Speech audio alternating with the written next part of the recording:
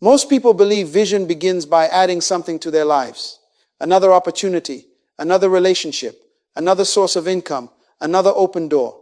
But listen carefully. The first evidence of real vision is not what you acquire. It is what you become willing to remove. Write this down. Vision is a knife. A knife separates. It distinguishes what belongs from what does not. In the same way, vision separates the necessary from the distracting, the relevant from the impressive, and the specifically right from the generally good. It examines your time, your money, your attention, your relationships, and your abilities, and then asks one question: does this belong in the future I am building? Vision is a clear conception of a preferable future that does not yet exist but can exist. Yet seeing that future is not enough. You can admire a picture without ever entering it. You can discuss a dream for 20 years and still organize every day around something else. So, let me give you a governing principle. If your future cannot influence your present choices, it is still an idea. It has not yet become a vision. I repeat, a future that cannot tell you no has no authority over you. You say you see yourself writing the book, building the organization, strengthening the family, developing the gift, or solving the problem. Fine. But what has that future changed? What has it removed from your calendar? What expenditure has it questioned? What distraction has it denied? What habit has it made unacceptable? Think of one future you repeatedly describe but have never permitted to rearrange your life. Name it. Do not hide behind general language. Then ask yourself, if I truly believe this future was my responsibility, what could no longer remain as it is? Now, clarity may initially feel restrictive. That is because scattered power enjoys unlimited options, but concentration requires limits. A river without banks becomes a swamp. A river with boundaries can generate force. Restriction is not always punishment. Sometimes restriction is how power receives direction. In this message, we are going to learn how to test opportunities, refuse without guilt, endure the grief of necessary change, and rebuild daily life around a governing future. You will discover that subtraction is not proof that your vision is failing. Subtraction is often the first proof that your vision has finally acquired authority. But before vision can decide what must leave, we must separate it from the endless appetite called desire. Desire is the capacity to want. Vision is the discipline of directing what you want toward a defined future. Desire multiplies possibilities. Vision concentrates responsibility. You can desire a larger house, a better car, greater status, more comfort, more travel, and more applause. And when you obtain them, the question remains, then what? Possessions may improve your circumstances, but they cannot automatically give your life significance. A true vision reaches beyond what you can accumulate. It addresses a problem, improves the lives of people, and produces something capable of continuing after you are gone. Look at Nehemiah. He received news that Jerusalem was exposed and disordered. The report did not merely interest him, it disturbed him. He mourned, he prayed, he sought direction. Then, when the king asked what he wanted, Nehemiah did not say, "I just want things to get better." No. He could name the place. He could identify the work. He could describe the result. He wanted permission to return to Judah and rebuild Jerusalem's wall. That is vision. Concern became clarity. Clarity became a request. The request became an assignment. Many people say, "I want to be an entrepreneur, a musician, a teacher, a traveler, a public speaker, and perhaps a farmer on weekends." All right, when are you planning to sleep? Unlimited aspiration can sound impressive while concealing a fear of commitment. If you refuse to choose, you never have to risk being measured. Write this down. Desire asks, "What else can I have?" Vision asks, "What must I become responsible for?" Desire collects options. Vision accepts an assignment. Desire enjoys imagination. Vision identifies a destination. Desire says, "Someday." Vision begins giving shape to today. Now let us make this personal. Ask yourself 3 questions. First, what problem repeatedly troubles me not because it irritates my ego, but because I believe it should be changed? Second, what preferable future can I describe clearly enough for another person to see it? Third, whose life would become better if that future existed? Do not answer with fog. I want to inspire people is not yet clear enough. Which people? Toward what change? Through what contribution? Clarity does not reduce the power of vision. Clarity releases its power. Complete this sentence. The future I am responsible for helping create is. Then finish it with a concrete result, not a collection of beautiful words. Choosing one governing future does not mean every other good desire is evil or permanently forbidden. It means one desire has received priority in this season. You were not born to attempt everything at once. Concentration is not the death of potential. It is how potential becomes productive. And once the destination is clear, vision assumes its second function. It becomes the law by which every choice is measured. What is priority? Priority is the disciplined ordering of choices according to what matters first. It does not declare that everything else is worthless. It declares that everything cannot receive equal authority. This is very important. Every decision assigns resources to a future. When you give an hour to one activity, you remove that hour from another. When you spend money on one appetite, you make that money unavailable to another purpose. When you give attention to one voice, you reduce the attention available for another. There is no neutral decision because time cannot be spent twice. Write this down. Every choice is an investment in a destination. Your tomorrow is not waiting somewhere fully formed. It is being constructed by the decisions you repeat today. One interruption seems harmless. One impulsive purchase appears insignificant. One delayed responsibility feels recoverable. But repeated selections become patterns, patterns become character, and character produces direction. That is why limits are not your enemy. A deadline limits delay. A budget limits impulse. A boundary limits interruption. A schedule limits disorder. Each restriction protects something the vision requires. There is a difference between imposed restriction and chosen discipline. Imposed restriction says, you are not allowed. Discipline says, I have decided. The visionary accepts limits voluntarily because the destination has become more valuable than unlimited options. Everybody say, my limits protect my priority. Vision protects you from trying to do everything. You were not designed to answer every request, attend every event, pursue every interest, or solve every problem. Busyness is not evidence of importance. Sometimes busyness is simply the visible symptom of a life that has not decided what matters most. Imagine walking toward a distant mark. You look away for one step and say, that changed nothing. Perhaps not much, but look away for another step and another and another. Eventually you will arrive somewhere you never intended to go. The tragedy is that every individual step seemed harmless. Small deviations become distant destinations. Now let us conduct a rapid audit. Look at your calendar.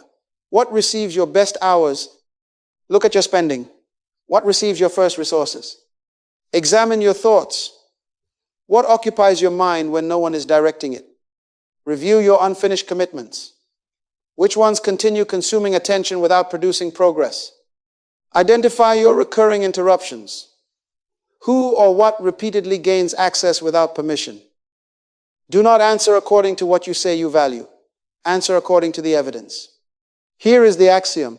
What receives first place receives the power to shape everything else. If entertainment receives first place, it shapes your attention.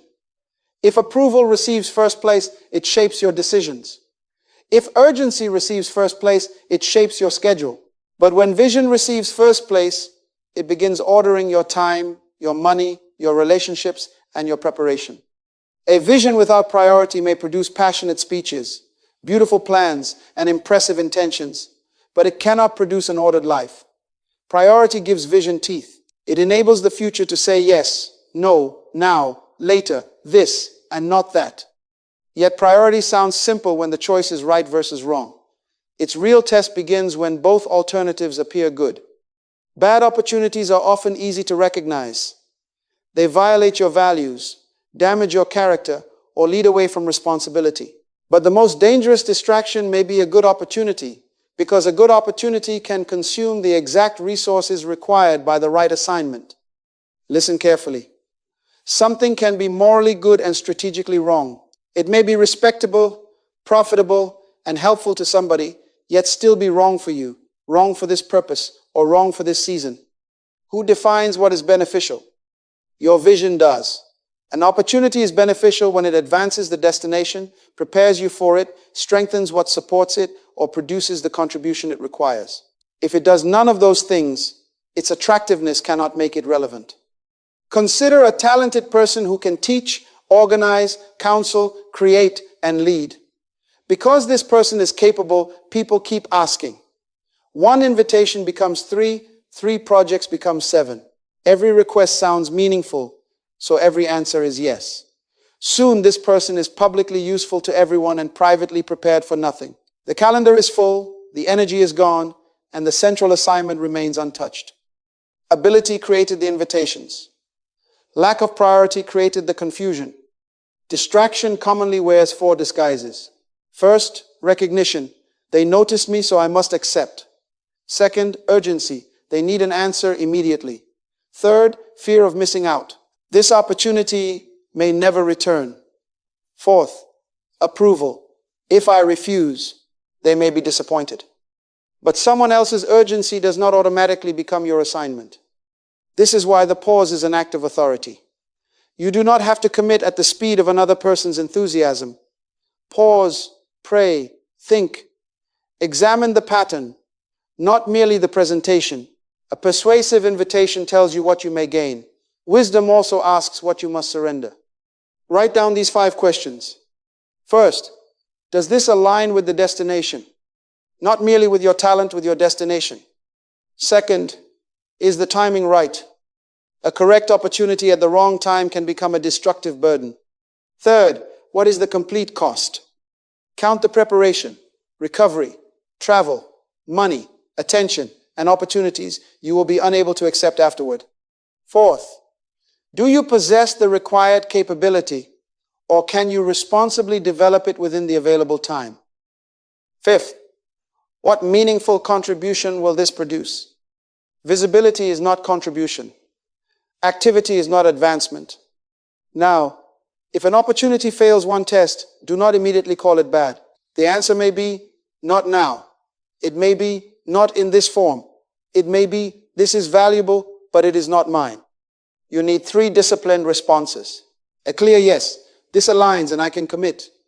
A respectful no, thank you, but this does not fit my present priority.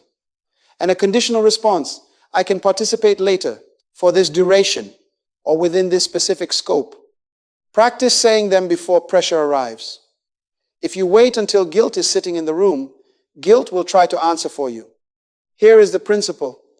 An undisciplined yes to the immediate is often a concealed no to the important. Refusal is not always fear. Refusal can be focus. Refusal is not necessarily ingratitude. It can be stewardship. You do not honor every opportunity by accepting it. You honor your assignment by evaluating it. But one correct decision cannot protect a future that is contradicted every day. Vision must now descend from opportunity into routine. Most visions are not destroyed by one dramatic mistake. They are starved by ordinary days. The great danger is not always a catastrophic decision. It is the quiet repetition of patterns that consume your resources without announcing what they are taking. 10 minutes becomes an hour. One interruption becomes a lifestyle. One unfinished responsibility becomes a room full of mental noise. Nothing appears fatal, but the vision keeps receiving whatever is left over. Listen carefully. Direction may be given to you, but routine must be built by you. God may reveal the assignment, but He will not arrange your calendar. He may awaken the burden, but He will not govern your telephone, control your spending, or organize your working hours. That responsibility belongs to you. What is discipline? Discipline is repeated obedience to purpose, whether enthusiasm appears or not. Inspiration can awaken you, but structure keeps you moving. Inspiration says, I can become. Structure says, this is what I will do at 8 o'clock tomorrow morning. Inspiration creates emotion. Structure creates continuity. And only continuity can carry a vision through days when nothing feels exciting. Consider a seed. You can place it in good soil, supply water, and expose it to light. But if you nourish the weeds equally, they will compete for the same space. Growth requires addition. But healthy growth also requires protection. You must feed what belongs and remove what competes. Your life works the same way.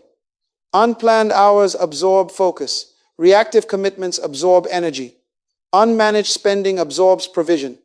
Digital interruptions fracture attention. Unfinished work follows you from room to room, demanding payment from your mind. Disorder does not always erase potential. Sometimes it simply keeps potential permanently occupied. Write this down. Your schedule is the visible architecture of your priorities. If your vision requires spiritual clarity, schedule prayer and reflection. If it requires knowledge, schedule study. If it requires competence, schedule preparation. If it requires production, protect time for execution. If it requires endurance, schedule rest. If it requires correction, schedule review. Now examine the evidence. How many hours did you give your stated vision last week? Not hours spent thinking about it, not hours spent discussing it. How many hours produced preparation, practice, service, or measurable progress? Then compare that number with the hours given to activities that cannot explain your assignment and do not advance it. Your mouth may announce one future while your routine finances another. Do not merely remove a distraction and leave an empty space. Empty space attracts old habits. Use substitution. If you remove an hour of aimless scrolling, assign that hour to study. If you reduce impulsive spending, direct the recovered money toward training or tools. If you end a recurring interruption, place focused work in the time it once occupied. Every subtraction must receive a new assignment. And what about feelings? Feelings are valuable messengers, but terrible schedulers. They may tell you that you are tired, afraid, or discouraged. Listen to the information, make wise adjustments, but do not allow emotion to renegotiate your purpose every morning. If you must rediscover your commitment before every action, you will never create momentum. Everybody say, my routine will stop financing a future I do not want. Say it again. My routine will stop financing a future I do not want. Consistency changes subtraction from a temporary purge into a new operating order. What you repeatedly remove loses influence. What you repeatedly practice gains strength. What you repeatedly schedule begins shaping identity. Now you can see whether your future is being funded or starved. Redirect the resources, repeat the pattern, and your life will begin to agree with your vision. But changing a schedule is difficult. Changing it when other people expect continued access exposes the deeper price of vision. When your priorities change, people who were accustomed to immediate access may interpret your new boundary as rejection. You used to answer every call. You attended every gathering. You carried every emergency. Now you are protecting time. And suddenly somebody says, you have changed. They may be correct. Vision is supposed to change you. But listen carefully. Focus does not require isolation. No substantial vision is fulfilled alone. Nehemiah received the burden personally, but he did not rebuild Jerusalem's wall personally. He needed builders, leaders, families, officials, resources, and cooperation. The vision began in one heart, but its fulfillment required many hands. So the principle is not remove everybody. That is immaturity, pretending to be discernment. The principle is recognize influence. Influence is powerful, and influence is subtle. Some people strengthen your courage, sharpen your thinking, contribute skill, and remind you of your responsibility. Others repeatedly introduce confusion, distraction, insecurity, or pressure to remain the person you used to be. Ask yourself, who do I become in this environment? Do I become focused or scattered? Courageous or insecure? Responsible or dependent? Clear or confused? Do not judge relationships only by how they make you feel in the moment. Examine the patterns they produce over time. And do not call every critic an enemy. A wise critic may question your method because they respect your mission. Constructive challenge tests the plan and strengthens responsibility. Destructive influence repeatedly weakens conviction, attacks clarity, rewards excuses, and pressures you to abandon disciplined commitments. Write this down. Love may be freely given, but access must be wisely governed. Everyone can receive dignity. Not everyone should receive equal time. Not everyone should hear confidential details. Not everyone should shape your emotions. And certainly not everyone should possess decision-making authority over your future. Access should be graduated according to character, consistency, wisdom, and alignment. How do you communicate a boundary? First, name the priority. I am completing an important commitment. Second, state the limit. I am unavailable during these hours. Third, offer an appropriate alternative if one exists. I can speak with you on Friday, then stop talking. Some of you destroy a good boundary by explaining it for 20 minutes. By the time you finish, you have placed your conviction on trial and appointed the other person as judge. Pause before answering pressure. Urgency says, decide now. Guilt says, if you loved me, you would agree. Approval says, keep everyone pleased. But another person's emotional tempo must not control your decision. Pray before committing. Think before explaining. Let clarity answer instead of anxiety. And do not spend all your energy identifying who must leave. Ask who must be found. Vision attracts assistance when it becomes visible through action. Nehemiah could invite others because the work was clear. People cannot recognize where they fit inside a vision that remains vague and inactive. Seek collaborators who bring competence, honesty, encouragement, and responsibility. Build relationships around contribution, not merely comfort. Some people will help you carry the future. Others may have belonged meaningfully to an earlier season, but lack the capacity to govern the next one. You can honor them without resenting them. You can love them without surrendering your direction. You can establish distance without creating hostility. Boundaries are not weapons. They are instruments of stewardship. But even when people are treated with wisdom, subtraction still hurts, because every refusal also releases a version of life that might have been. Commitment always creates loss. The moment you choose one path, you surrender other possible destinations. You release identities you might have carried, timelines you might have followed, and approval you might have preserved. That is why clear vision can produce genuine grief. You are not only choosing what will be, you are also releasing what might have been. Do not misinterpret that grief. Pain does not automatically mean the decision was wrong. Sometimes pain simply means the alternative mattered. Write this down. You can grieve a possibility without being called to pursue it. Vision moves forward. It can learn from the past. It can build upon the past. It can honor the past. But it cannot make the past its destination merely because familiarity feels safe. Nostalgia is dangerous when it turns yesterday's success into today's prison. A method worked before, so you assume it must work forever. An identity once gave you significance, so you refuse to outgrow it. A relationship once supplied comfort, so you ignore the confusion it now produces. Memory begins calling backward, while vision is calling forward. Nehemiah understood this tension. His position in the royal court provided stability and responsibility. Yet when the unfinished condition of Jerusalem became clear, his secure occupation could no longer satisfy him in the same way. Nothing had to be inherently wrong with his former role. A new responsibility had simply made the old identity too small to contain his future. That discomfort was not ingratitude. It was transition.